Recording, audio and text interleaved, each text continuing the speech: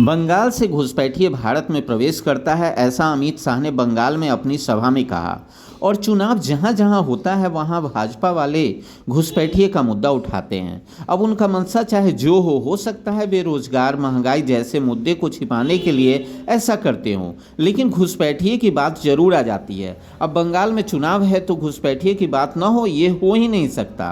अब इस पर वहां की मुख्यमंत्री ममता बनर्जी ने तंज कसते हुए कहा कि भाजपा कहती है कि घुसपैठिए सिर्फ बंगाल से ही आते हैं। अगर ऐसा है तो क्या पहलगाम में हमला आपने करवाया था? दिल्ली में जो आतंकी घटना हुई उसके पीछे कौन था? क्या ये घटना गृह मंत्री ने कराया था? বাংলায় শুধু অনুপ্রবেশকারী, কাশ্মীরে নাকি নেই।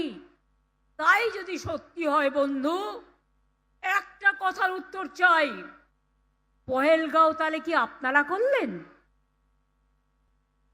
দিল্লিতে কিছুদিন আগে যে ঘটনা ঘটে গেল, অনুপ্রবেশকারী বাংলা ছাড়া কোথাও নেই, তাহলে কি আপনারা করলেন?